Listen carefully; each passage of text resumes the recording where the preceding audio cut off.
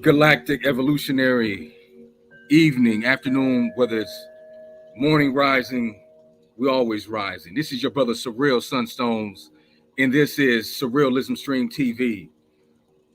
We're here with a special guest, Eshe, Nhyira. How you doing? I'm doing great. How are you? Man, all is evolutionary, all is expansive. In la Kesh Alakim, Hu Nab Ku. You know how we do it. Yes, absolutely. Well, I'm gonna jump right into this great bio here of Eshe Nhyira. She's a creative designer. Her website is dreamybees.com, which is a jewelry company where she creates beautiful healing jewelry made of gemstones, beads, metal work for men, women, and children. She is a resin artist where she creates resin jewelry, orgone pyramids, and she has an online clothing store called the Om Shop. You heard? Eshe also operates a motivational podcast on Anchor Radio and Spotify. And she conducts bi-weekly talk sessions on Clubhouse geared towards the spiritual awakening journey, as well as teaching monthly Zoom courses on crystal minerals and crystal healing. Her creative endeavors seem to go on as she has many other projects in the making that she looks forward to sharing with humanity. Eshe's statement of truth is, I bring healing, peace, and beauty into the world of chaos. Ashe, Ashe, and Asheo. Ashe. Wow. Wow, wow, wow. Well, Eshe, if you don't mind sharing with us, how did you get on this path of spiritual evolution? Wow. Okay. Well, first of all, thanks for having me on to, share my journey. I really appreciate it. Wow. I'm gonna have to take it back to the beginning. When I was a child, I've always been very inquisitive, very spiritual, creative, and imaginative. So I feel like that was a part of who I was. Just always thinking that it was more to life, looking up at the sky and the stars saying, it's got to be something else. I was one of those children, but specifically, I had an experience that took place in 2013. I went through a traumatic experience that sparked a tremendous spiritual awakening. And basically, I went through some trauma and my mind just popped right open. And I automatically, when that experience took place, it was revealed to me who I was. Prior to that experience, I was a person that was very introverted, very shy. I would have never done something like this. Like this is a miracle taking place right now by me being up here sharing and talking, because I was very quiet, very shy. I always wanted to hang in the back. I had really low self-esteem. So when I had this awakening, I was visited by an entity that started revealing to me who I am, basically saying that, I'm here for a purpose, a great purpose. I am important. I am loved, and also that I am loved, that I am the expression of love, and that it was time for me to evolve. And from there, it's just been a roller coaster. And it happened, May 18th, 2013. And it's been a roller coaster ever since, of finding out everything, because when your mind's eye opens, you start to question everything looks different. Nothing looked the same to me. So I was like, why am I doing this?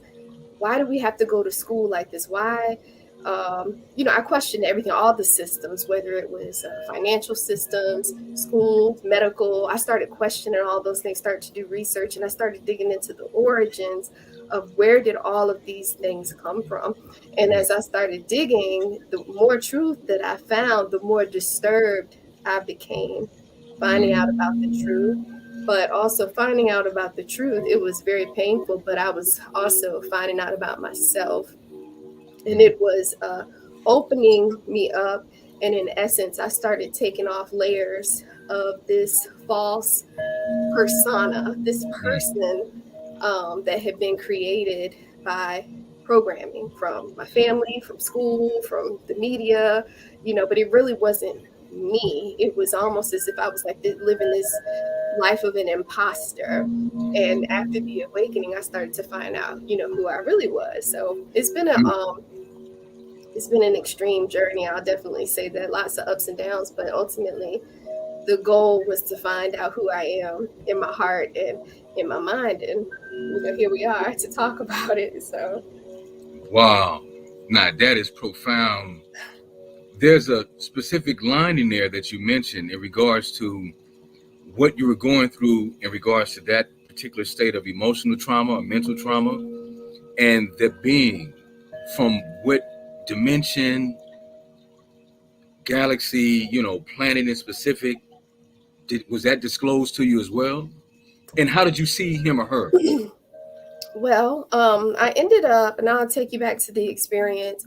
I had found out some information. I was engaged, a relationship dissolved, and it dissolved abruptly.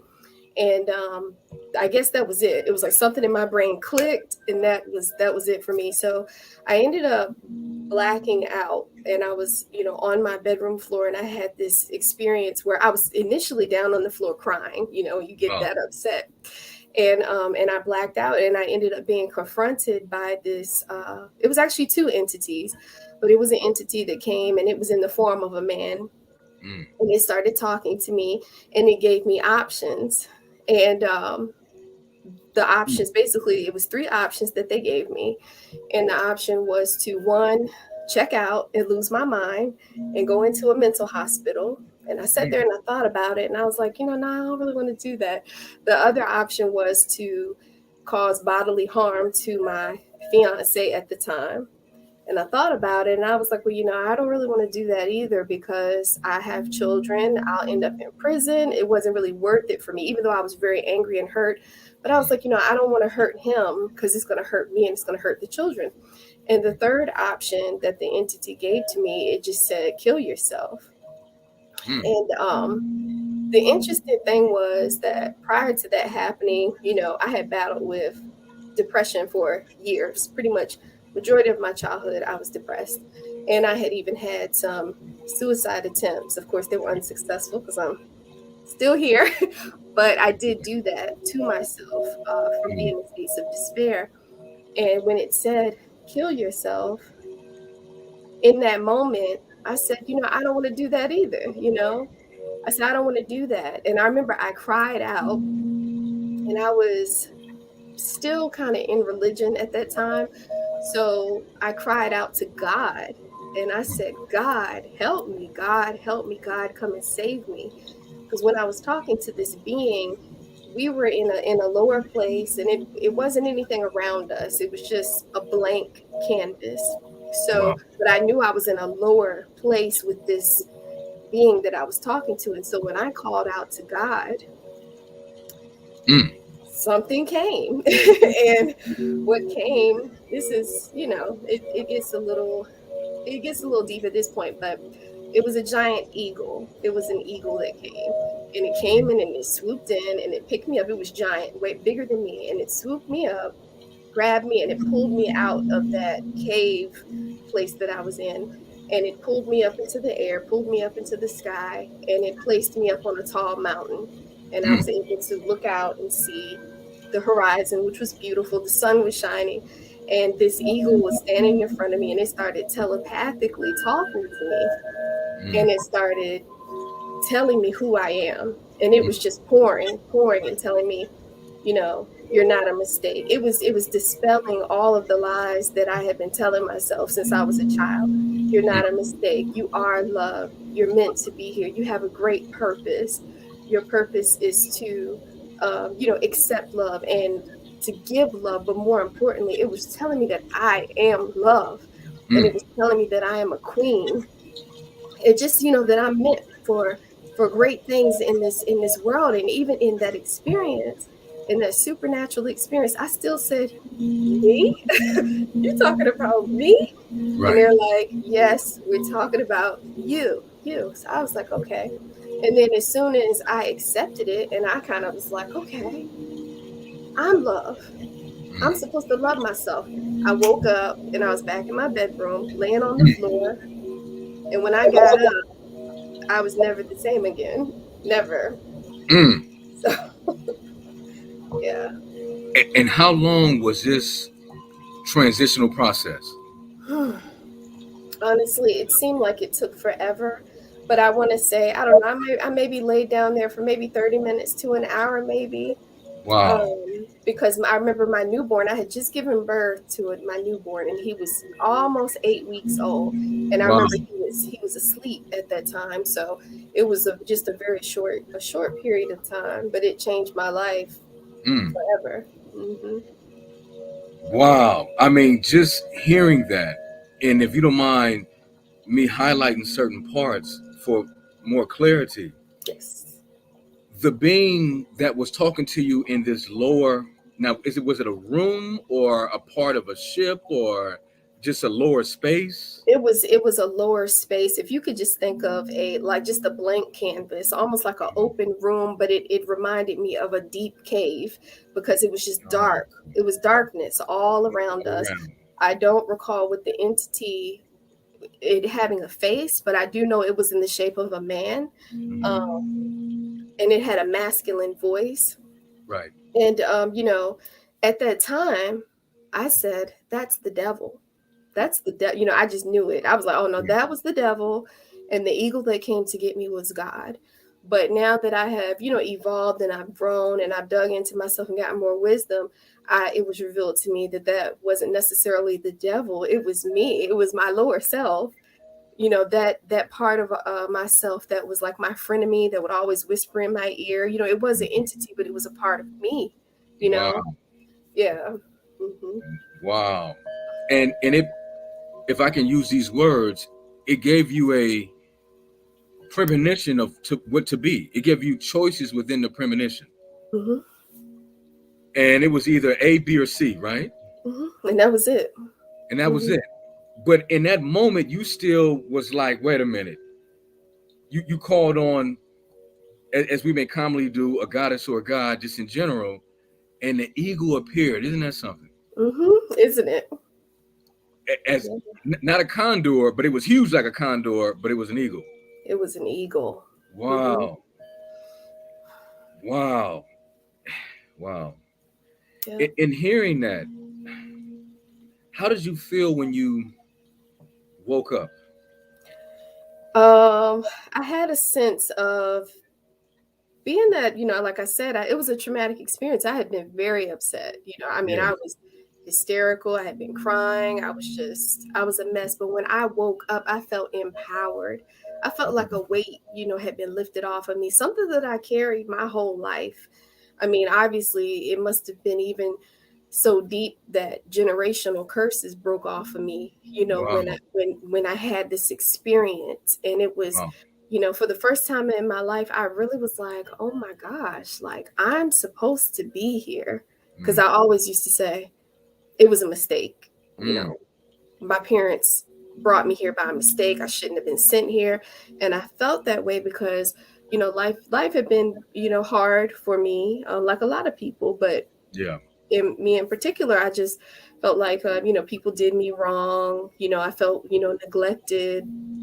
I felt like I was not receiving a certain type of love that I was supposed to receive, and all of these different things. And I was always a very kind person, so I was just like, why is it that I'm so kind and I care about people, I care about animals, I care about the state of the world, but I keep on attracting all of these terrible people and experiences into my life. Of course, I found out later why, but Mm. um, but I just really felt like I didn't have a place here. I felt very misunderstood, and I just said, if I'm such a good person and kind and loving, why does everybody want to hurt me? You Yeah. know? So I was like, no, this has got to be a mistake. Mm. Yeah. They sent me to the wrong place. I wasn't supposed to be here. Yeah. Wow. And in that instant, all this clarity and power, and would you say even healing, instantaneous, Instantaneous. Yeah. merged as one within your conscious mind. Absolutely. Hmm. if you don't mind going a little further, what did you in that moment, but a little further in that moment, how did things move around you, or how did you interact with them? When I was in the experience. No, once you came out of it. Oh, when I came out, Yeah. well, basically, as soon as I got up, I mean, I stood up. I stood up. And Oh. when I stood up, I felt like I stood in my power for the Mm, first time in my whole entire life. I was 33 years old when this mm, happened. So I went my whole life in a weekend, kind of, keeping my head down, not really wanting to, but for the first time I stood up within myself, inside of myself, and physically stood up. mm, And I walked out my bedroom door, and of course, you know, not to get too deep into that, but my fiance was there, and I asked him to leave, mm, leave, leave.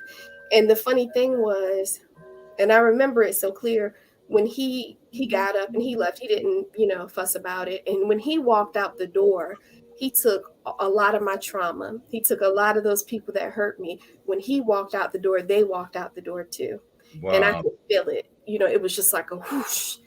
And I'm like, oh my gosh, this weight. And it just dropped off of me. And then from there, I literally just started working on myself, and the messages started flowing. It was like my mind was open, and these messages started coming through, telling me what to do to heal myself, telling me to forgive people, telling me, I had to forgive myself and let go of my pain. And that's a long process, but it was a start. That was the start of it all. And that's what I did. And so I spent a lot of time, in my home, with my children. But at night, I wouldn't sleep, and I would just stay up all night long, Mm, just processing all of these things and verbally releasing people, calling these people out by name that have hurt me or used me, and just saying, I release you, I forgive you. And I just went through this process by myself. It wasn't anybody there to hold my hand. It was all, it was me. But for the first time, I was standing up alone, in my own power. Before that time, I always felt like, oh, I need somebody to hold my hand. I need somebody to support me. I need somebody to pat me on the back. I needed all of this extra support to fill in the gap in my own heart, the hole in my heart. People could never do that, and that's why I always felt empty, because I was going outside of myself to get someone else to fill my cup. And when they did not fill my cup, I would always feel disappointed, because the mm, whole point of it all was to learn how to love myself, fill my own cup, um, ignite my own power of my mind and my heart, and stop running away, and really just stand in my own, power. So it's just an extreme situation that led me to myself. Just led me to myself.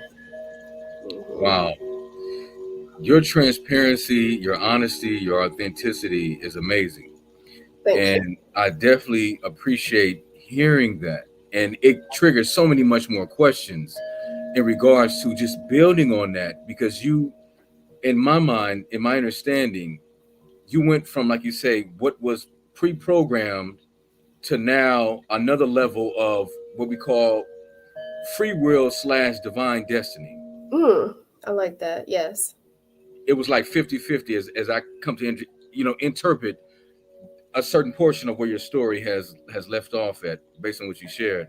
Yes. And can you imagine, as you can, knowing that there's something greater and more just within your specific purpose and destiny, and that now you've elected yourself to experience it? Hmm. Can I ask you this? Yes. Within that particular transitional point in where your consciousness was, what took place within your household, what were those days after like? I know you give a little bit of a broad basis to it, but were there any other specific moments of, I guess what I'm going to state, any specific moments related to any other entities or beings or dreams where it was like, oh, you did it, man, it's about to, it's about to go down, it's Yeah.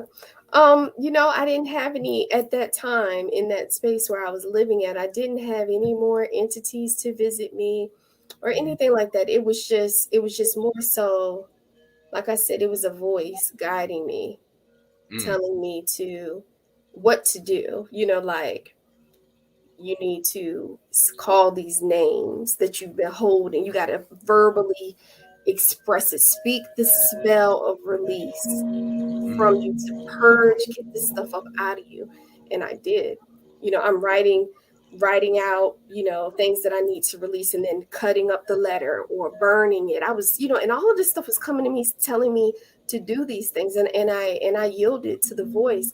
And another thing that it was Mm. revealing to me was to work out.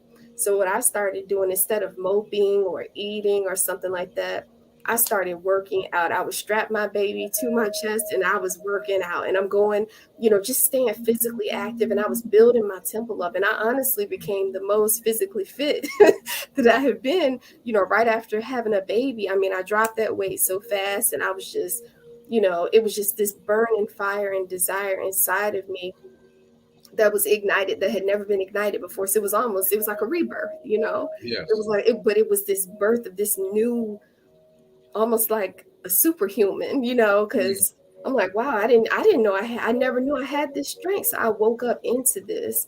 And so I just started, taking care of myself, and in spite of my pain. Yeah. And I still have those bouts of being angry and saying, why did this have to happen to me? Mhm. But even in that inner voice kept speaking to me, saying, it's something else going on. This is for a greater purpose, because you have a purpose and it's something you're supposed to do now.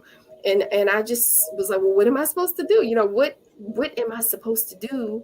And as time went on, more and more started to be revealed to me. Mm. I'll say over the next year and a half, it was a gradual progression. It wasn't like, it was just happening. It would just be certain things that would take place that would show me Mm. what to do. And I've always, since on this journey, spirit has just been like that. It's, I went from once upon a time not listening to my intuition. If you get like a flash, or you hear something that says, hey, don't go down that road, and we'd be like, wait a minute, did I just hear that? And then you wave it off. I had always did that. But when I started hearing these messages and getting visions about do this and do that, I was like, okay, I'm gonna do it. Mm. I'm gonna do it, because I trusted it now. I trusted it. And yeah, so over time, I did have other, experiences, but it was really just something about that still voice, that voice in my mind that would lead me. And it was not a blaring voice. It's just so simple.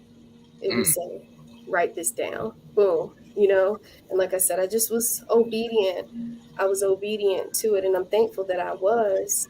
But I think I had got to a point almost of like, you get to these points of surrender, like, oh, I've done everything, I'm ready. But just tell me what to do, and I'm going to do it. That's kind of where I was. Wow. Again, definitely. I mean, it is just. I mean, it's amazing and it's very transformative and transformational to hear. And I can imagine, how many other people of all ages and backgrounds have experienced their own specific, wake up call Yes. or premonition or NDE, near death experience. Mm-hmm. I can only imagine. And in referencing back to you, looking back now, how do you see the journey now and looking back and where you are currently? Wow. Yeah. uh, woo, where I am now, I feel a lot more grounded in it. I'm beyond questioning, Yeah. because even though I had that experience, things were made evident to me. I Yeah. still would have these moments of I would want to go back, Mm. because it's like you've lived your life a certain way, you've thought a certain way for so long, and the truth is revealed, your mind's eye is open, but you still have that little bit of cognitive dissonance that's saying that doesn't, Mm. don't do it. Don't do it. That's the unknown. Stay safe. Stay right here. And in my mind, I'm like, but it doesn't, I'm not safe here. I'm staying in that old place. That was a place of fear and Mm. insecurity, and being controlled. Whether I Mm. was controlling myself or either I was being controlled by my programming, or my Mm. parents, or something like that. But now that I've been in this for so long, I'm absolute. I'm like, hey, nobody can tell me who I am anymore. A long Mm. time ago, people could say, hey, I think you're this and I think you're that. And I would take that on and say, oh, wait, maybe I am, Mm. not good or something. Cut it. Like, no, I'm extremely confident in who I am right now. Because I've gone through so much. Only I really know my story. So no one can tell me who I am. Nobody can take my past and throw it in my face and I just grab a hold of it and hold on to it. I'm like, nah, I'm good because I've evolved. That is my old being. And I love her. And I Mm. still make time to, because sometimes when we're on this spiritual journey, we look at our old self and we're like, that old self has to die. That old self is gone. And I used to say I had a funeral for my old self, but I still had almost like hate towards that old person because she was negative, she was gullible, she was pessimistic, she was depressed, and I didn't like that part of myself. So now that I'm more evolved and I'm more centered and more in love with my own self, I love her. I Mm. love the little girl that was lost. I love the teenager that made mistakes, and I bring her in to me and I integrate with her because those are parts of who I was. And how dare I? She did not know. It does feel like it's another person than who I am now. But I'm like, she didn't know.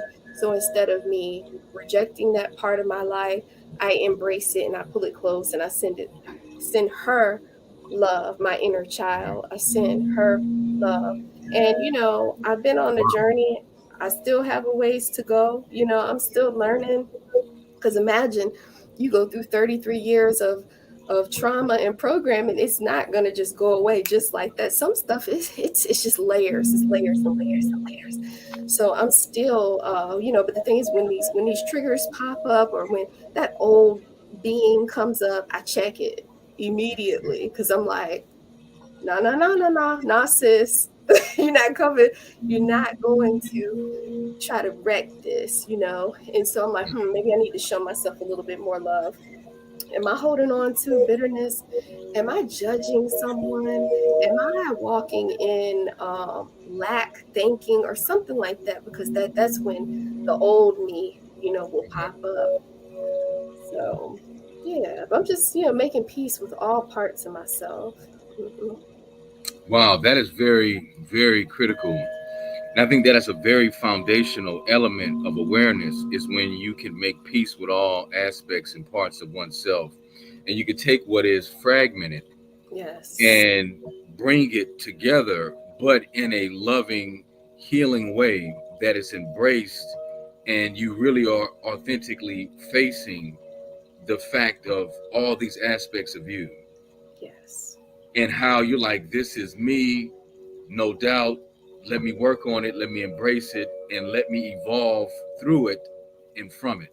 Hmm.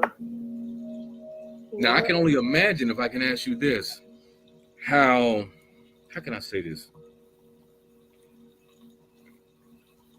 For those people who may not understand, based on where they are within their linear age or even their spiritual age, this requires a lot of work, inner work, Hmm.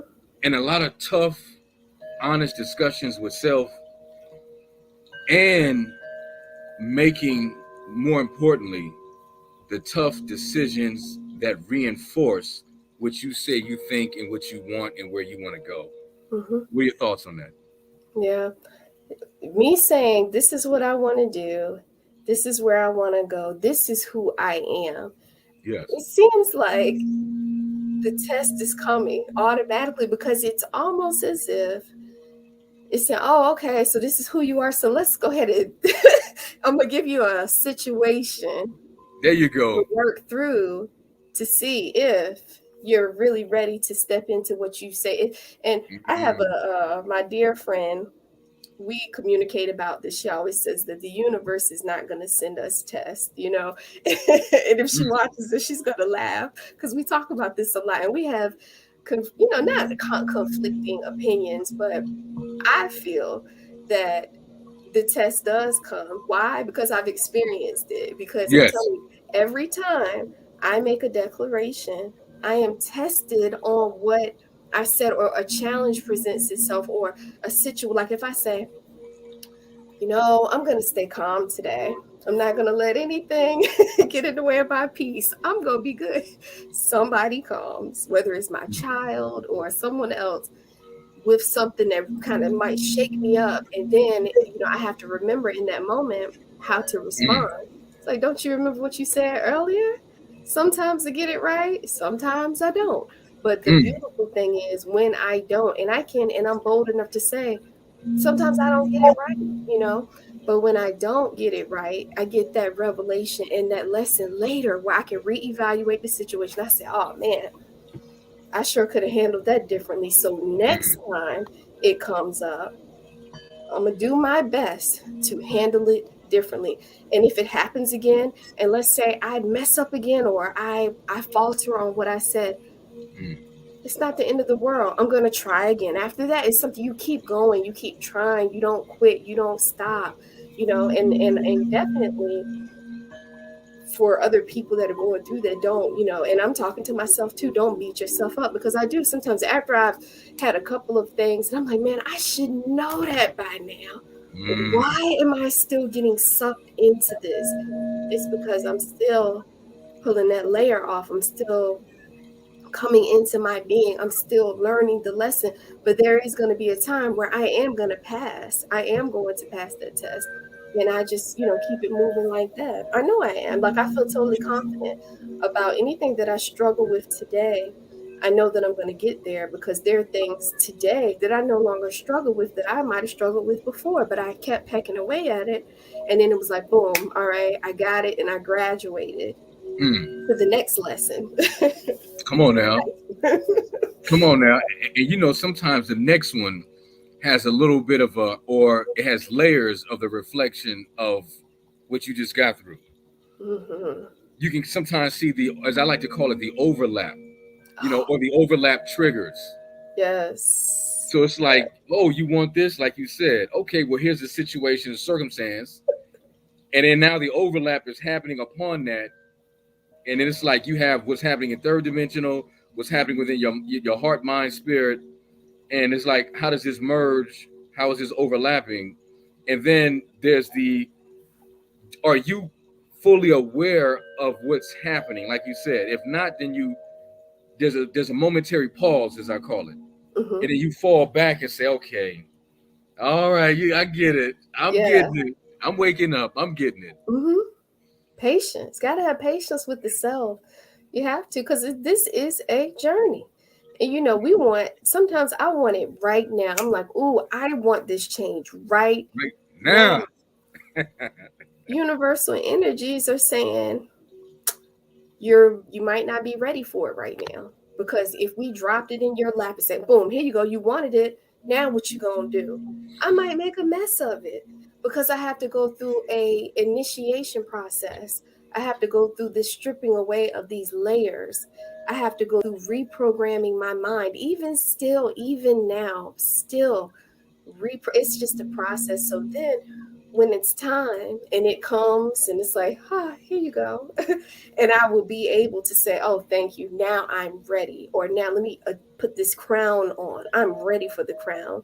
I am fully ready for this throne. I am fully ready for this position. Or I am fully ready for this relationship. I am fully ready to buy this house now. So I just say, okay, I have to surrender to this process that seems like it takes forever and ever and ever. But I'm also dealing with eons worth of trauma from my ancestors. What I Oh think man, I'm gonna just deal with all of that in a year or two. come on now. No, it takes a while. It's worth it though. No, no, most definite. Mhm. And what you're saying and sharing, it is very intense. Mhm. Because especially if you are an empath as well. Come on now, and you've always been, but didn't really recognize that. Mhm.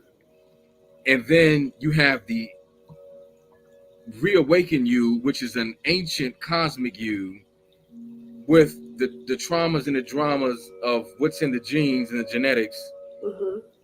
and how it's currently playing out presently. And then that other part of you that wants to, just like you say, take a magical crystal wand and take it all away, let Right. alone a UFO laser beam, and be like, I'm here. I'm in the Right. next dimension. I'm in the next space.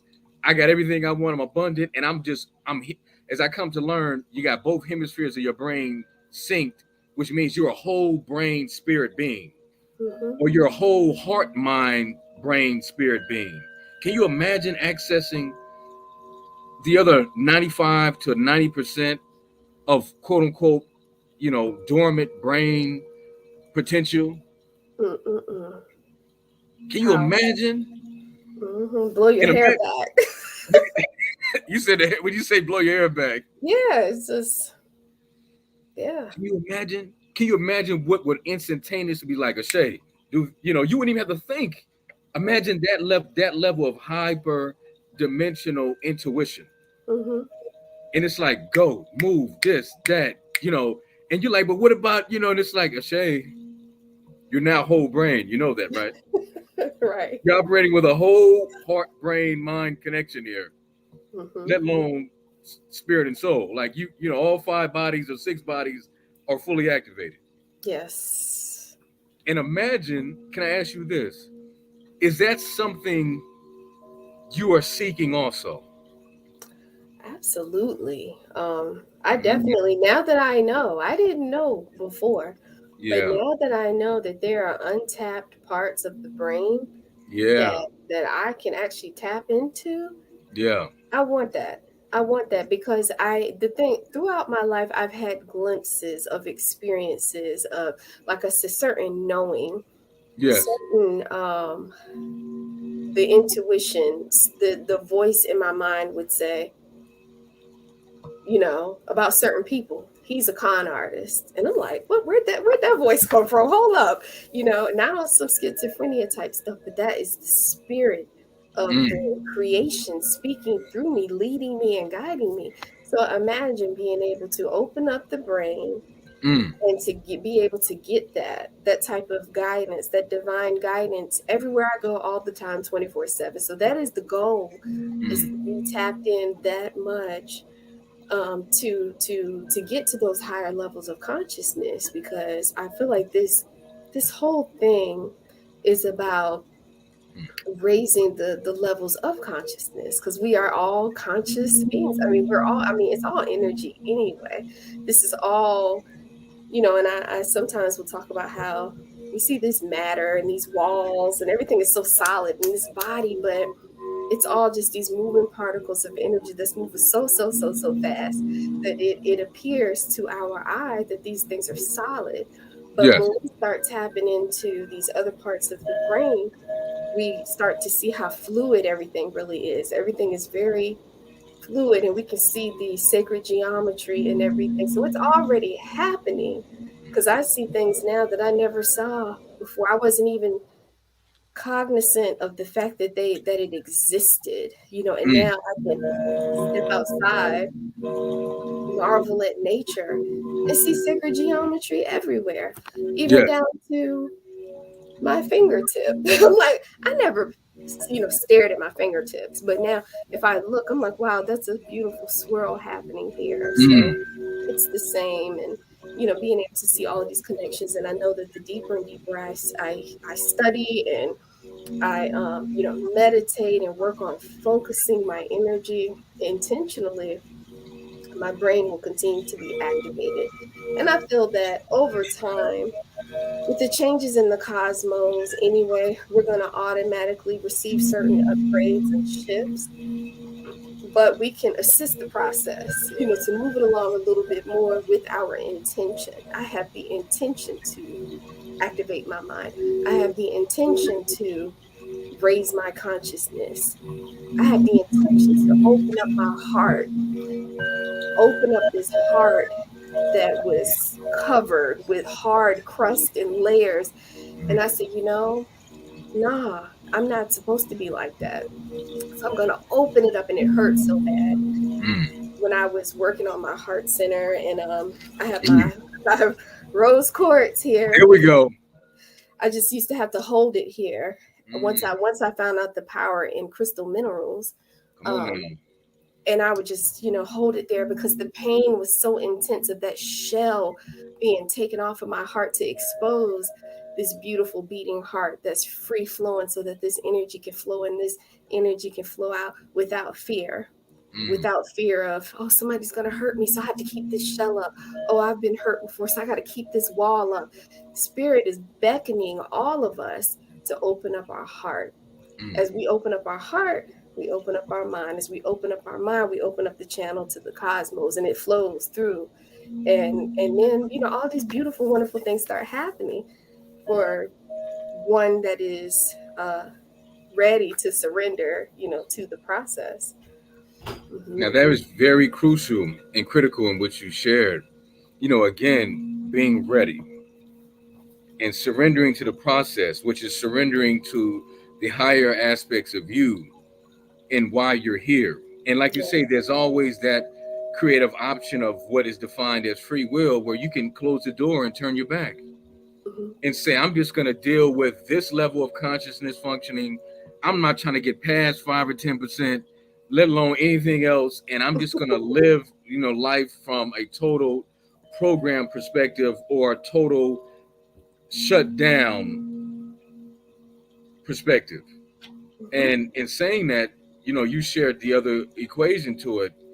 And as I think back briefly on my own evolution, I would say it is it's a how can I say it? It's a creative, complex, ever expanding, evolving experience journey that how can I say it? There's times even for me I say, I should have did this a long time ago. Mm. Yes. How about that?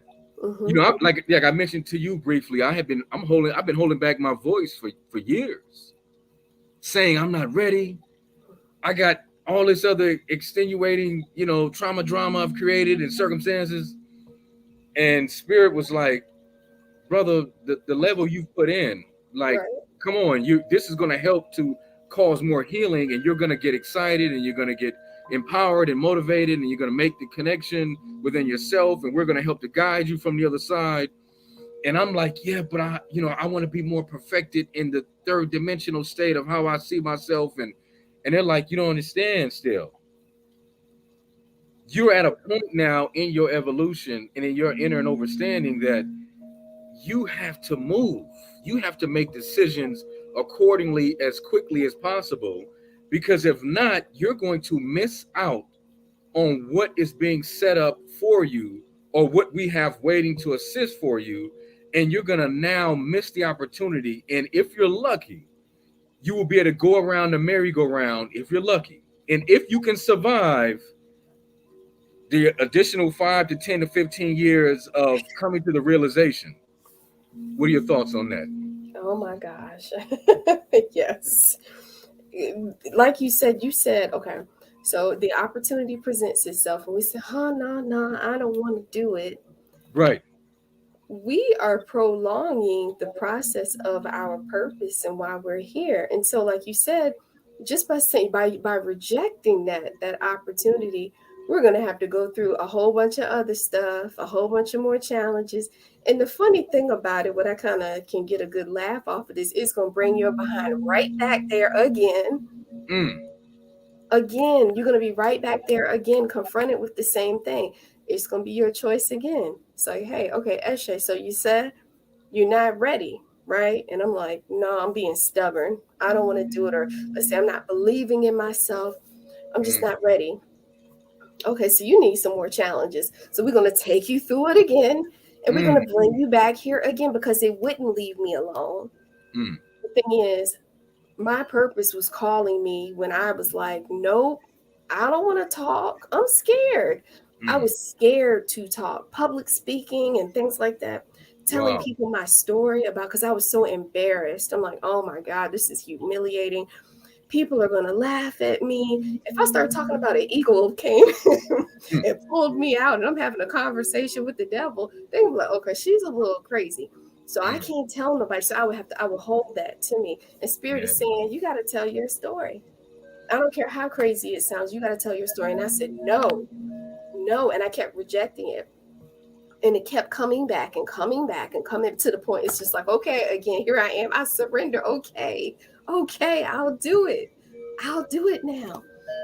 And then the funny thing about that too, every time that I had that position where I was still put in a position to talk, because I didn't, like I said, I didn't want to. I was the one, I'll be in the back. I'm going to be in the background. Y'all do your thing, and I'll support you from way back here. And Spirit is like, no, go to the front, talk. And I'm like, but no, my voice is too soft. Nobody's going to listen to me. I don't care. Go up to the front. No, but when I talk, sometimes my voice quivers. They don't go, pushing me to the front. And then I said, okay, fine. I'm going to do it. I'm going to get up here and I'm going to talk and I'm going to tell my story. And I'm dripping in sweat. You know, I'm having heart palpitations. I'm feeling lightheaded. And then I do it. And then once I do it, I'm like, well, that wasn't so bad. Right. So it's like the joke is on me. You know, when we do that. And the more, and so then that became my motto. My motto was, do what scares you. Do what scares you. The very thing that you are meant to do. And if that's what scares you, do more of whatever it is. Do more of that. Because the more and more we do it, and then if I take an opportunity, and I'm just speaking specifically about speaking publicly, because that was a phobia and a fear of mine that I had my whole life. And so the more and more that I would do it, here comes these wonderful blessings. I'm like, oh, wow. You know, or people would say, wow, that touched me. Or when I was in college, I remember, I would have to do these speeches. And I remember it was a girl, she was crying. And I'm sitting there like, why are you crying? And she's just like, it touched me. And I said, oh my God, like there's some power here inside of me. I was having this self-doubt, thinking, no, I can't do it. And I'm so different. People just don't know. I went from being in the back to now somebody's like, hey, does anybody want to speak? I'll do it. I'll do it. That's right. Why not? I have something to say. I have my podcast. It's called Eshe Speaks. Because I have something to say now. I was like zip quiet for 30 some years, for almost 40 years of keeping my mouth shut, holding in all of these things that I wanted to say. And I'm thankful that I didn't end up with like heart disease or something. Because, when we hold our greatness in and we don't share these things, it creates blockages within us. And that turns into diseases and illnesses and mental illnesses, because we've got blockages, because we won't express, because we won't love, because we won't forgive, we won't keep this channel, or we want to hold on, and it creates these knots and these blocks inside of us, and it only hurts us. We be thinking, oh, we saving other people from us, or or I'm hurting somebody else and they did me wrong, so I'm not going to forgive them. You're creating your own heart disease with unforgiveness. So I'm like, nah, I'll do it, because I want to juice this experience. I want to live it. I want to do everything that I never did before. And I want to make sure I scrape the bowl so I don't have to get possibly reincarnated to get sent back to it again. Because they're like, oh, wait, we're going to send you back because you didn't do it. I'm like, no, I'll do it. Let me do it, so. That's very major. That is very major. And I will say, man, it becomes clear, and how can I say this? as we become more open, it becomes more clear, and we get to a point of accepting the fact that this is what it is, and this is what I agreed to. This is what you spiritually contracted to do. It's just the remember, or the remembrance of what you agreed spiritually, and Right. then you getting the help from the ancient ancestors and other dimensional forces and angelic forces, other beings of light, and they're like, "Yo, you don't understand. You come from this other place. Then you Yes. have all this ancient cosmic DNA in you, which with all this untapped potential and information and ancient knowledge and wisdom." And then it's like, well, what are you willing to do within third dimension to now have mastery over it? What are you willing to do? Right.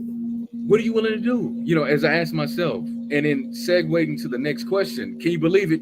We're already 50 minutes in, Eshe, already. Wow. Already. Yes. So in segueing, in making a segue, Hmm. in building upon that, what would you say? How can I let me see how I can get this. I'm gonna let spirit speak, because I realize a lot of times there's still, even within my own evolution and development, the heart already knows. The mind is thinking when the heart already knows intuitively. So in flowing with that question, even for myself, because I can get very heavy linear, because that's a third dimensional thing I have to do when it comes to mentalizing, how I'm gonna, as I like to say, problem solve, or as I like to also reference, a problem solving as a complex situation. How am I going to get to the solution?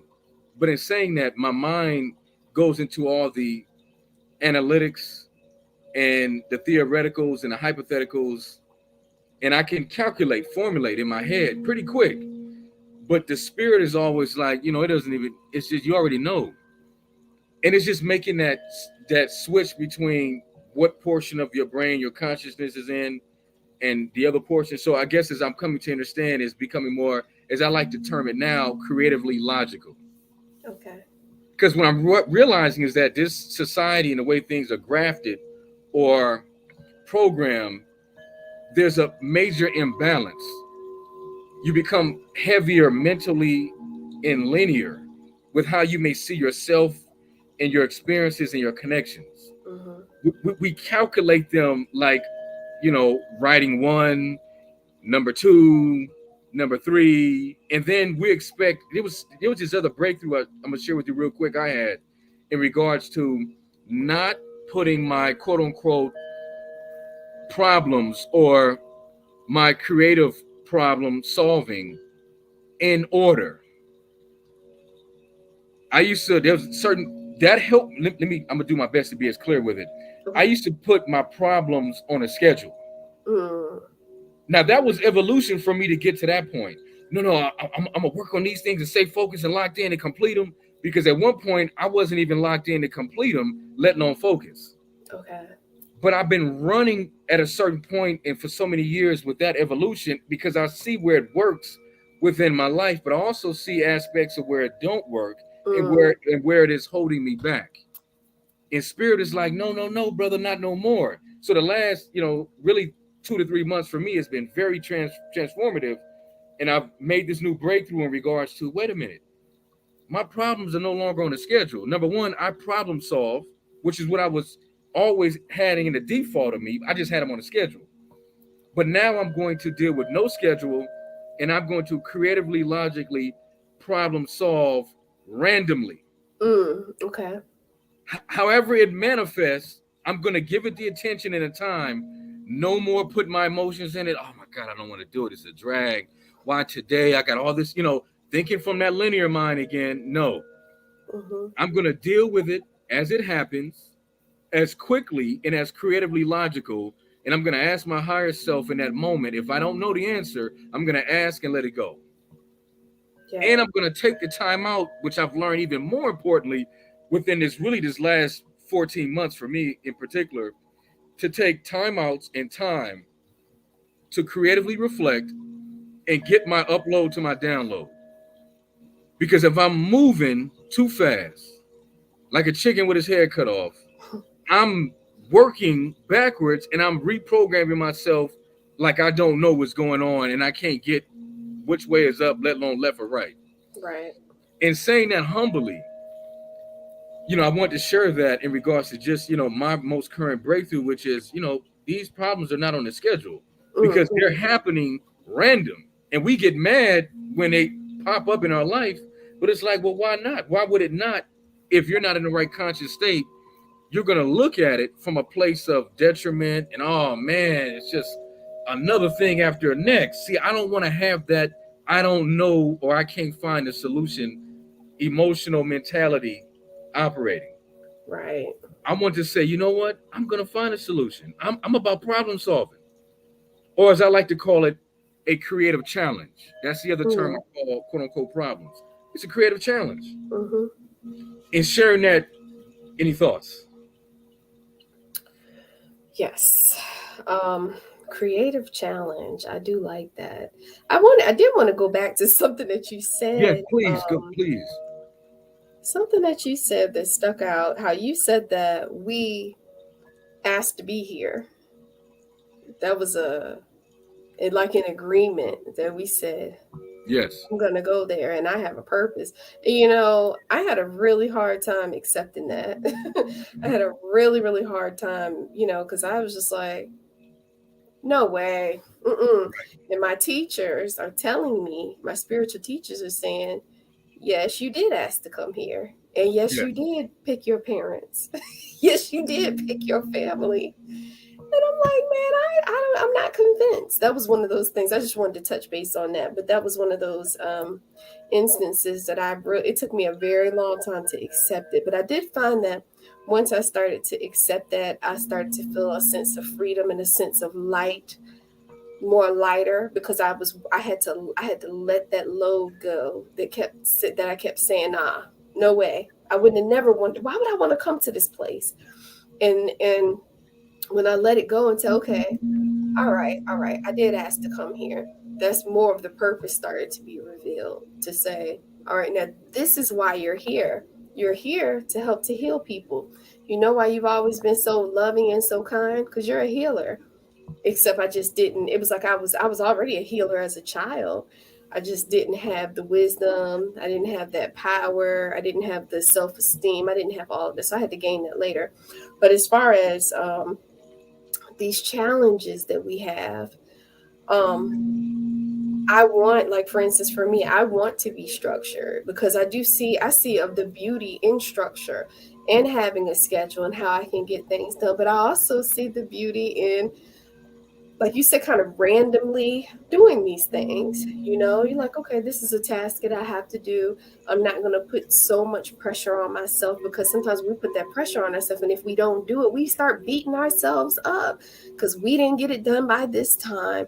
Or I didn't scratch enough off of my to-do list. That's when we're really getting caught in the 3D matrix mind. We may as well be at a 9-to-5 job, with that type of mindset, instead of, having a certain level of, okay, yeah, I know there's some things that I need to do. And I'm going to get these things done, but I'm not going to beat myself up about it. I'm not going to put this tremendous amount of pressure on myself, because when we're doing that, we're not walking in spirit anymore. We're walking in fear. We're walking in judgment of ourselves. We're walking in judgments from other people, thinking, oh man, if I don't do this, they're going to judge me. If I don't get this done, if I should have done this by now. I should be further in my life by now. We're worried about other people. And when we're doing that, spirit can't really flow in those types of toxic spaces within our mind and our heart. That's fear. That's fear-based. And it should be a level of balance with all things. There's a time and a place for everything. It's a time to be on it. Waking up at a certain time, you do it consistently.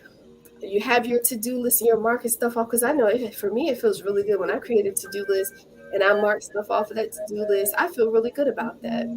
But there are also those other times where I'm not, working on that type of tight schedule, because life is so fluid, and I'm not a robot, I'm not a robot. And it's just balance, having a little, we got to do a little bit of everything. We got to be able to do a little bit of everything. Mm-hmm. I agree. You said something very key and golden, as I like to reinforce to myself as I evolve through my own personal dimensions, which is balance. And that's what the forces and inner spirit is telling me. Know when to be organized, Mm-hmm. know when to have your checklist, and know when not to. And Mm-hmm. then I have to be open to that the quote unquote day of the plasma that I'm entering into requires more openness. Yeah. Because remember, I'm trying to plan tomorrow from the mind of maybe Mr. Organizer. But tomorrow may require Mr. Spiritual Mm-hmm. or half and half. So I'm learning to be more open with that so that I can take the time out and debrief or re-up to upload to download where I'm at, what's happening, and where I'm being directed and guided to, because I could be missing out on a great experience or an opportunity because I'm locked into a mindset where I can't just step back and fall back, even in having what is scripted. Because I recognize that if life went totally as a script, where would we all be? And think about it. You shared a great story of how the spirit was like, look, we already see where this is going.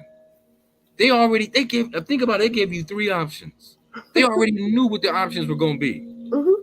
So think about how fast spirit is and is happening now in all those higher dimensional forces that are like, oh man, they down there in all that density, and they got all this other access about themselves. They don't even realize that when they go to sleep, that's like a hyper dimensional video screen, and we're dropping messages and we're communicating with you, and you're going into other places because you think your world is so dense.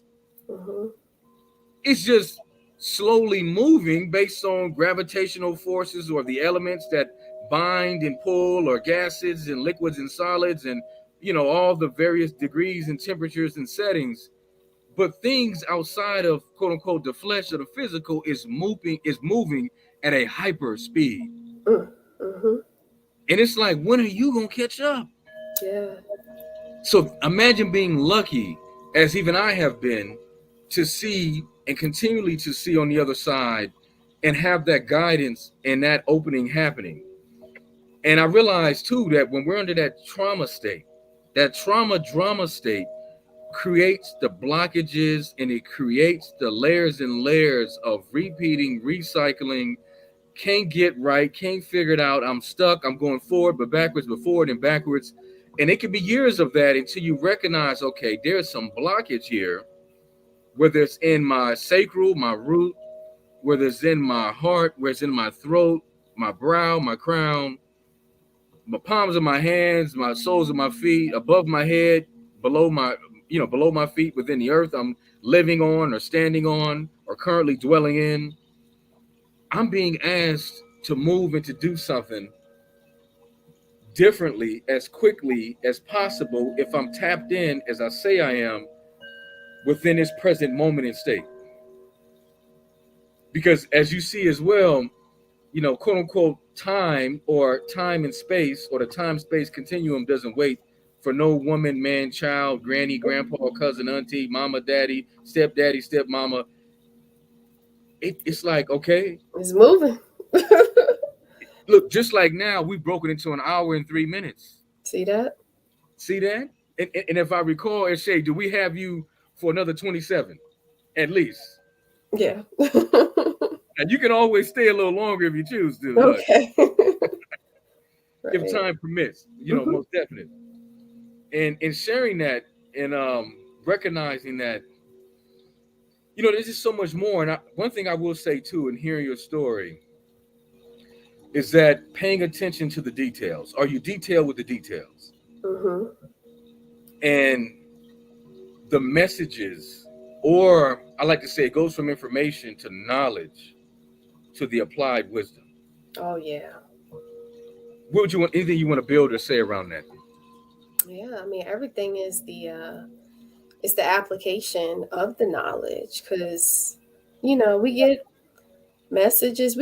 I mean, how many people read books and books and books and books, and you read and read, you just got all this wealth of knowledge, but if we're not applying it and creating with it, what are we doing? We just have a wealth of knowledge. So if spirit is giving me all of these beautiful messages and saying, hey, write these plans down, but I'm not implementing what it's saying, that just means that I'm just getting some awesome messages from spirit.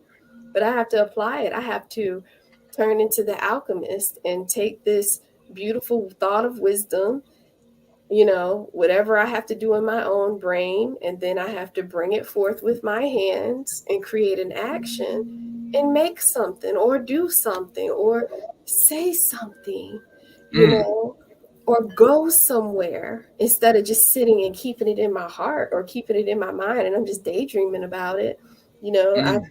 We have so many beautiful daydreams that we don't act on, so many beautiful inventions, so many beautiful books that should be written, and we sit on it. But spirit is calling for us to act on it and to do it. And even if we do bit by bit, that this kind of goes back to, I want it right now.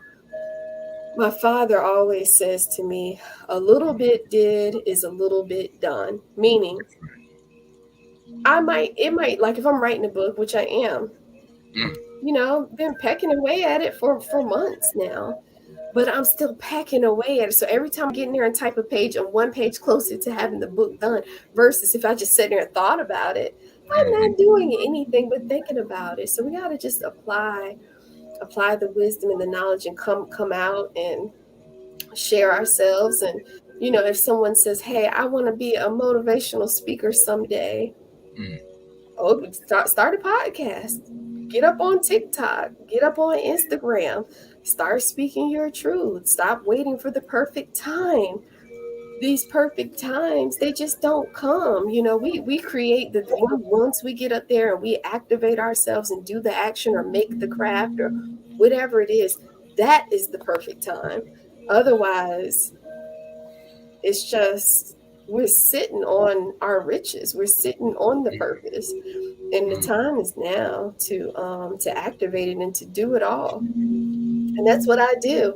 I mean, I have so many multiple different projects going on, and I have all these different creative things. That's because I had something told me to do it. I had a vision to do it, and I did it. And it's steady growing and growing and growing. And I imagine I started my YouTube channel back in 2014. I remember when I first did that one video, I was Mm. scared. I was like, oh, this is my first video. And now I look back, I'm like, that was so many years ago. And I got all these videos. You Mm. know, I made one bracelet in 2014 with my business, one bracelet.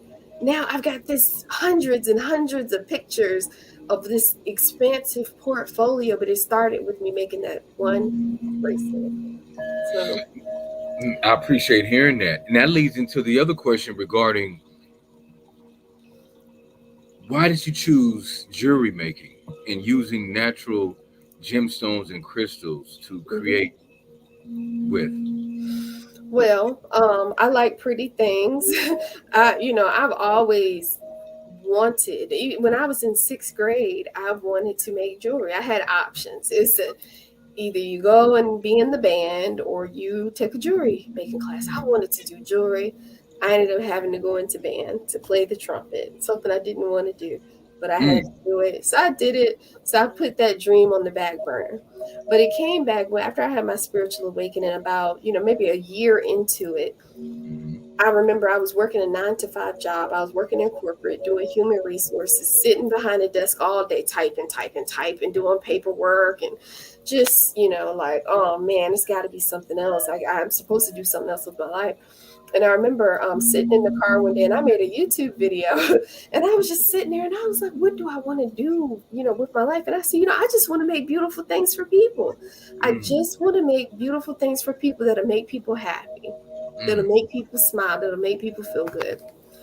And I got a vision while I was meditating of a bracelet, Mm. clearly showing me what it looks like. And I sketched it out. When I came out of my meditation, I sketched it out, and I said, you know what, I'm gonna act on this thought. Mm. Went and grabbed the materials, went to the store, grabbed the materials, and I made the bracelet. That's what started it all. And I remember sitting, on my floor and looking at the bracelet, and I was just like, oh my God, I made this. This was what I saw in my mind. And then I just kept on going with it because it was beautiful. And I felt this sense of peace. It was like, I felt love. When I looked at it, I felt this overwhelming sense of love. And I was like, oh, I want to do more. I want to see what else I can do. And then I started just making more things. I started selling them to my coworkers that I worked at. They were like my guinea pigs, I guess, because I'm like, do y'all want some stuff? And they were like, yeah, I like this color, and people was in sororities and things like that. So, I'm like, whatever they needed, I was like, I'll do it. Yeah, I'll do it. And everybody just loved it so much, and I just saw the joy, and I said, oh my God, I want to create for people. Like I really want to create. And of course, I started out with beads. And then back then, that was back in like 2014, crystals had kind of just really started being more popular, I guess, because it was this one company that was wrapping stones. And I would just go to their page and I'd be like, man, I want to do that someday. I want to do that one day, maybe. And then the voice is like, what is this someday stuff? Go do it now. Get you some crystals and start practicing. Mm. And I did. And they were beautiful. I was very connected to them. And excuse me, I've always been very connected to nature anyway, always able to see the beauty in nature. But then once I got my hand on these beautiful rocks, these beautiful stones, these beautiful gemstones, and I'd look at them and I'd be like, wow, I felt a connection with them. And of course I felt that connection because they're from the earth. They're like these beautiful gifts that Mother Earth gives to us, just like we're wonderful gifts as well, from the same source. And I started researching and finding out that they have healing properties, metaphysical properties. So I'm like, wow, we're like a gemstone doctor, almost, because it's like, hey, you've got an issue with fear, there's a stone for that. You have issues with anxiety or addiction, there is a stone for that. You need some motivation, you need some protection, hey, it's a stone for that too. So I was fascinated. I literally was fascinated by the fact that they have these healing properties. And so I just let spirit lead me, and Mm. spirit led me and showed me what to do, what to make for people. And that's what I did. And then later, initially I was just making whatever spirit told me, but then later spirit was like, customize this. You can customize this. So I would talk to people and say, well, hey, what do you need? What's your ailment that you have going on? And they said, well, I'm dealing with this. And they start telling me about their life story. I got an idea. I'm going to show you some different stones and let me know what speaks to you. And this stone does this and that stone does that. And I would be basically creating a cocktail of jewelry, a prescription of jewelry, of healing for my customers. And then they come back and they're like, look, I got to go to court. I need something because I'm about to go in front of this judge. Boom, I got you. Mm. I'm like, what you need, I got you. I'm like the crystal dealer. Look at you. So you the crystal plug. The crystal plug, I'm like, what you need, I got you. So Right. The crystal yeah, man. connect. Crystal connect, yes. And it's just been so beautiful. And I love them myself. I wear them, and Right. I keep them. Yeah, you got your, Oh man.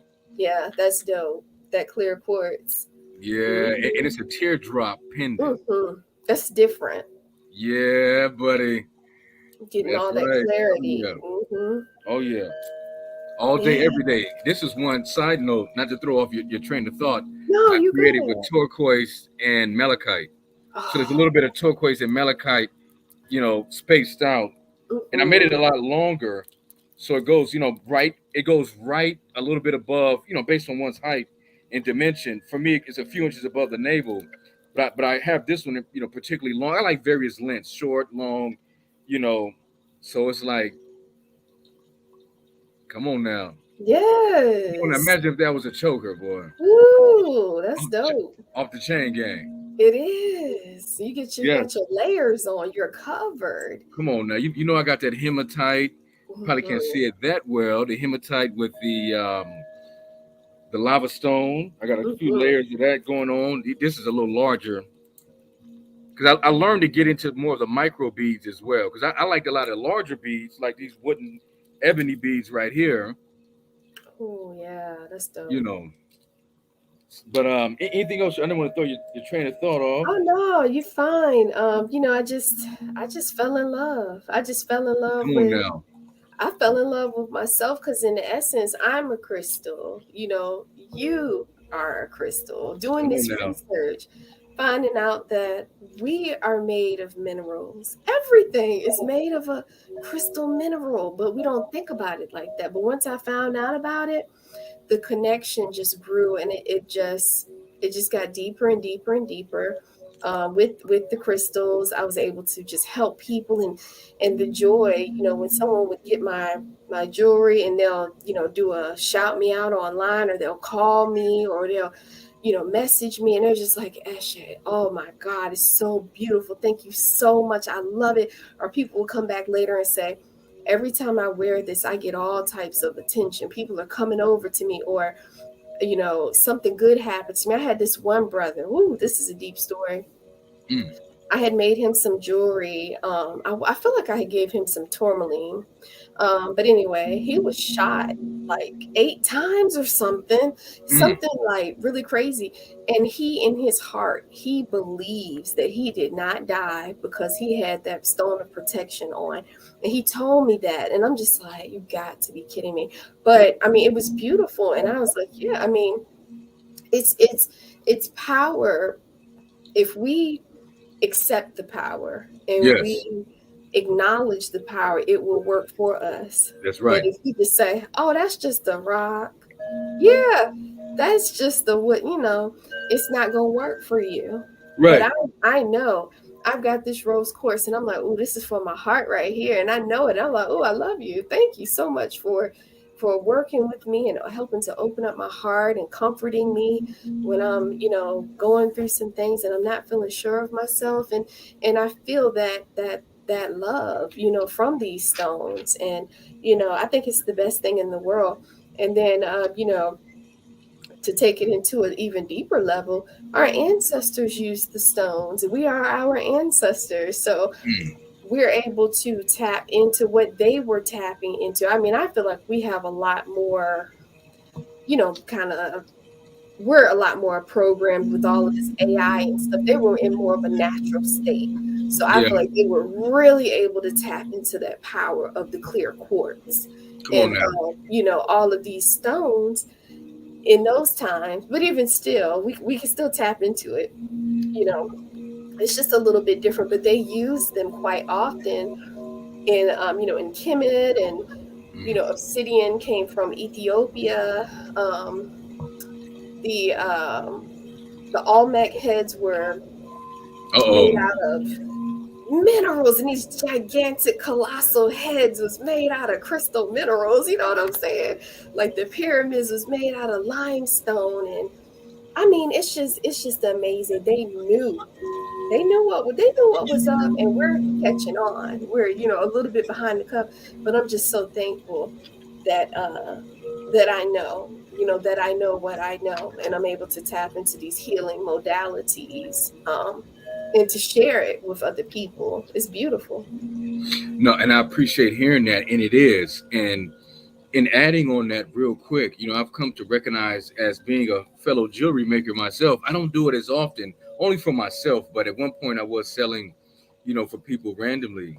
And one thing I will say is that there is a deep, as you know, spiritual connection when Hmm. you are working with various stones and crystals. And I know for me, like I say, I go to sleep with about a bag of, I don't know, 60, 70, around my ankles, mid waist, about another 50, 60, and about another 50, 60 under my pillow, not Wow. including, the meteorite I put on the top of my head and crystals around the top of my head as well. More so the polished, like beaded crystals, sort of like the one that I'm wearing here. I have some that are loose, Mm-hmm. some that are looser that I have in a bag, and there's just a vortex. Mm-hmm. There's a shift I feel. There's an energetic upgrade. There's like a releasing. I can hear popping. I can hear like a electrical zap Mm. sound happening. And then there's times where when I close my eyes, I can actually see, those cosmic colors and the swirls of my chakras being illuminated or Mm. recharged. And it's amazing because I've been doing that now for, oh man, since like I was in my early 20s, and now being part of that, 40 club, you know what I'm saying?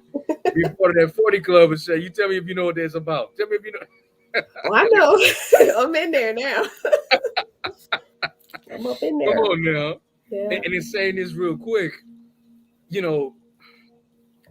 they're foundational, they're spiritual, they're beyond elemental, and there's so much more. And I recognize that is the next level of, as I like to say, chakra, the divine serpent power that rests at the tailbone, as well as the first eye activation. To me, without them, I think it could be very challenging. I'm not saying one probably couldn't, but from what I've learned safely and the experiences I've had that they've guided me, yeah, I crystals, clear quartz is, as you know, represents all of the 7 major chakras and colors.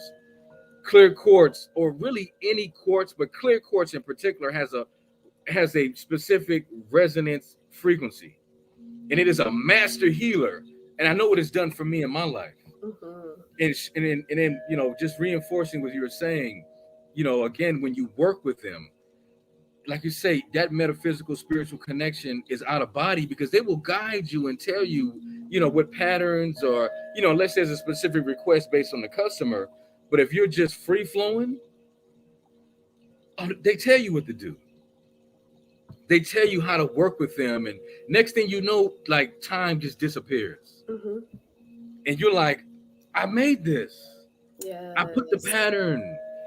I'm rocking this, which I ordered a while ago. I don't know if you can see it. I'm gonna try to hold it. It's a hexagon lava stone.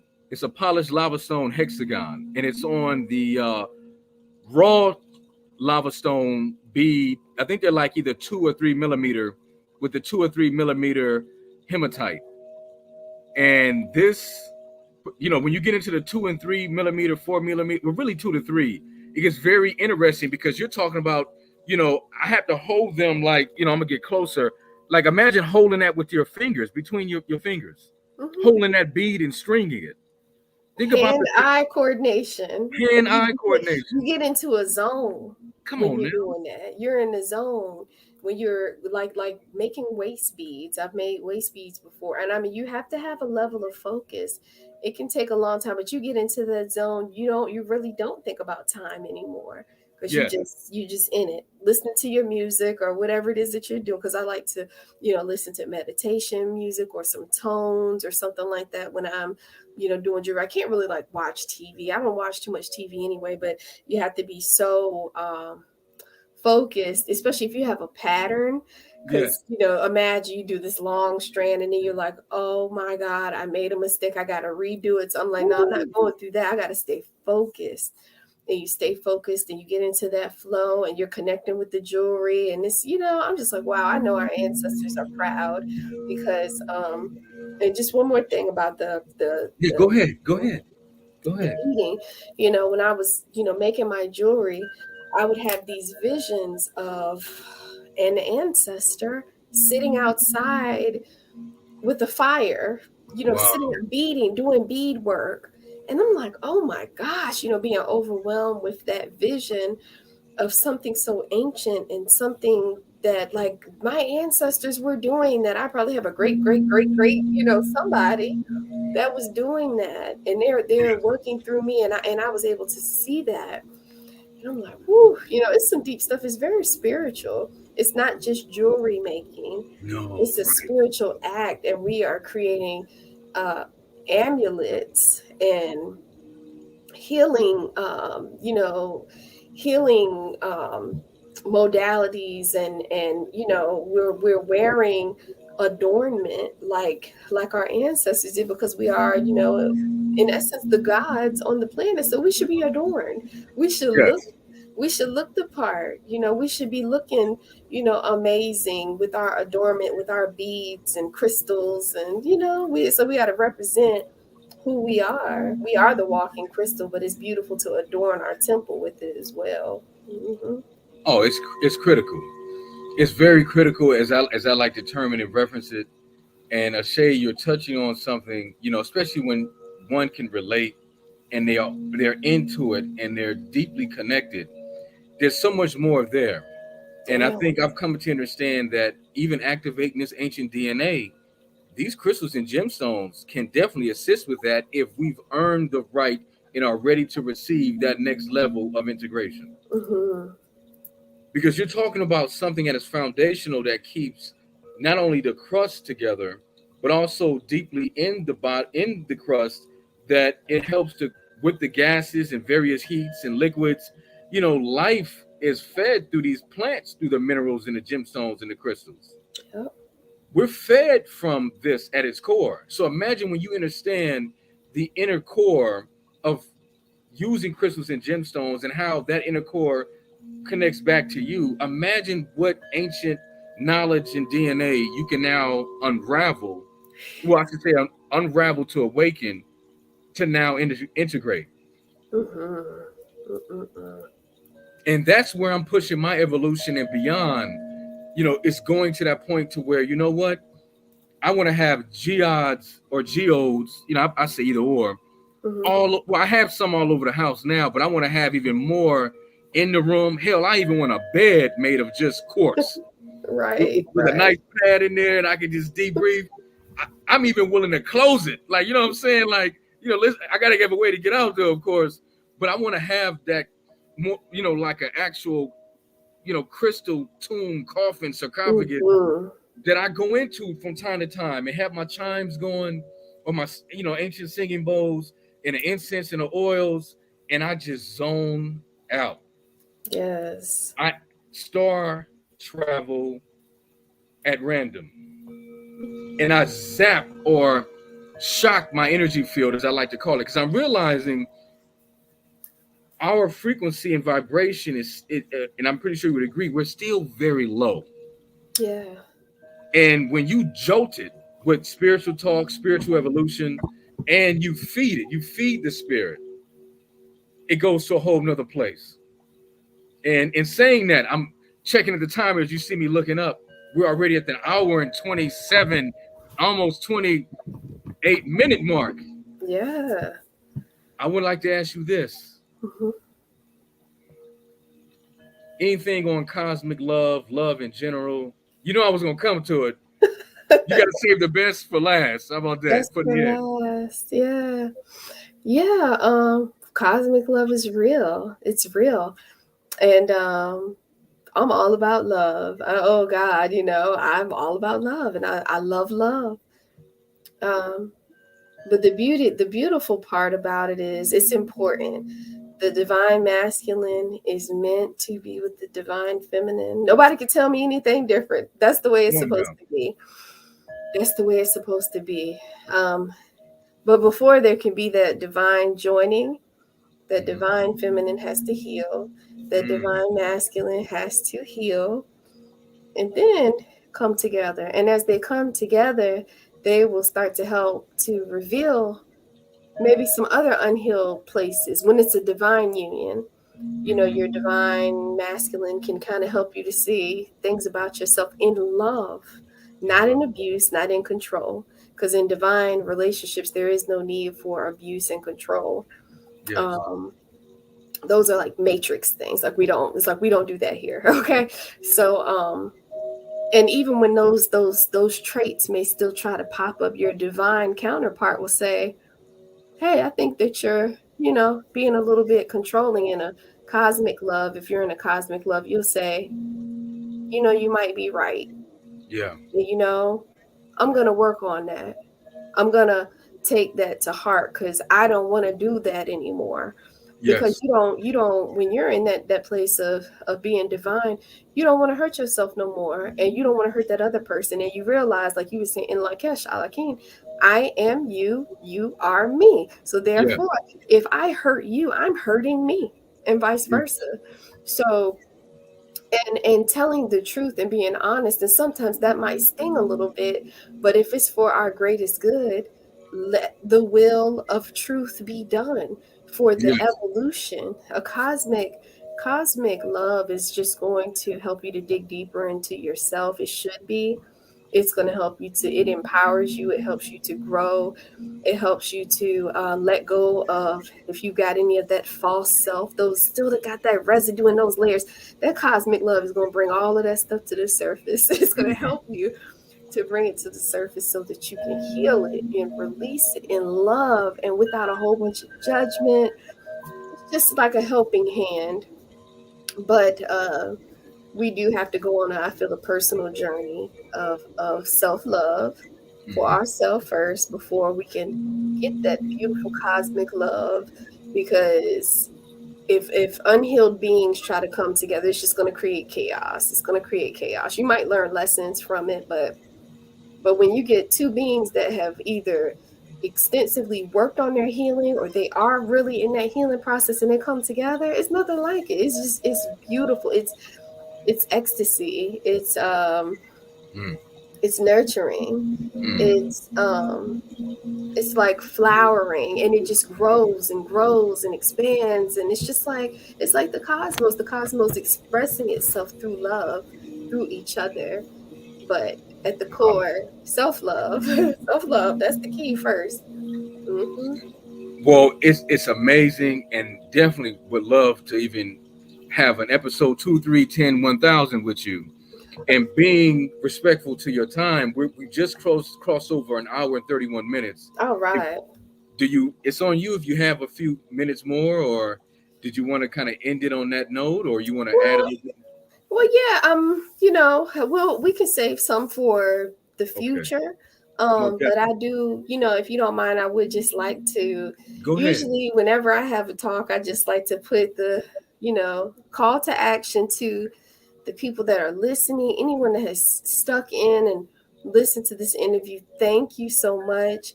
But just personally, from my heart to yours, just wanted to let you know that you have a divine purpose. You have this beautiful purpose, no matter what you've done, no matter what you've experienced in your life, and your purpose is to create and to do something. Mm. If you have this, you know, something in your mind that says, I really want to sing a song, but I'm gonna wait until later. I really want to do this artwork. I really want to dance. I really want to cook. I really want to learn how to do it now, because all we have is right now, and the world is shifting. The the planet is needing your gift. The planet needs your heart. The planet needs your voice. The planet needs your fire, because we're going into higher levels of consciousness. We're coming out of this dense 3D reality. We're moving into 4D, 5D, and all the other realms. It's just going to keep going up. And if you stay stuck in your fear and your insecurity, it's a chance that you're going to be thrown back into that feedback loop and have to do it all over again. You don't have to do that. Do it now, and do it with boldness. Do it with love. Even if you're scared, do it anyway.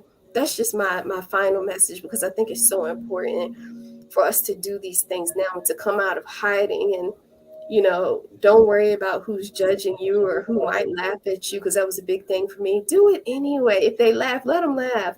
Let them laugh, because they're not doing what you're doing. You're the one that's actually doing it. And our ancestors are proud. They want us to. They say, hey, y'all been sitting in front of the TV forever. Y'all been arguing with each other forever. Y'all been caught up on all this materialistic stuff forever. It's time for you to show your soul and your heart and your beautiful mind, and share it with the planet for the healing. Somebody needs to hear from you. So that's just my closeout message. Wow, that was on point. It was definitely needed. And again, we must embrace that, all of us, and recognize that this is a process Mm-hmm. and it is a continuum. And in saying that, we're all filtering what works and what doesn't based on our unique path, gifts, and purpose. But nonetheless, the basis of it is healing and love. And at a certain level of intelligence or spiritual intelligence and awareness, you come to recognize you cannot be spiritually breaking down concepts and deeper evolutionary aspects if you're not going to break down the main centerpiece of it all, which is the heart. You come into Woo! this world with a heart beating. The Mm-hmm. first organ in conception, in creation, is the heart. And Yes. that is the cosmic pulsation drum of the galaxy, of the cosmos. And when we align with that heart mind, we can go further and beyond, and we can see clearer than ever. And on that note, I am your brother Surrealism, a prism of realism. Yes, and I am Eshe. Contact me. I meant to say that. Feel free.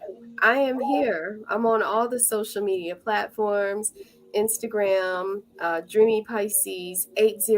As you can see, my podcast is anchor.fm/ Eshe Speaks. You can go to my website and look at my jewelry creations at dreamybeads.com. And if you tap into any of those spaces, you'll be able to find me in all of my other creative endeavors. I'm on Clubhouse too. Eshe Speaks. I'm here. Just reach out. If you need jewelry creations, I got you. If you need a ear, I got you. Just, reach out. I'm here. That is my service to the planet, is to be here to help with the healing process. So that's it for me. Wow. Well, there it is. We're looking forward to, as time permits and as the universe confirms, having Eshe back here again at some point soon in the future. All I'm right. looking at doing a multi-guest panel. So it won't just be me and you up here. We may have 3 other people. We may have That'd be dope. 10, Yeah. 9. It's going to expand, it's going to evolve, and definitely invest in each other, reinforce each other. And again, it's all from the universal heart, love, spirit, mind, soul Mm-hmm. connection. And on that note, I am Adi, 5,000 million trillion years old. We will see you next time on Surrealism Stream TV, where expansion and evolution is all we know and see. Bye-bye. Ashe, We out. peace. Namaste. In la kesha la kin hunab ku.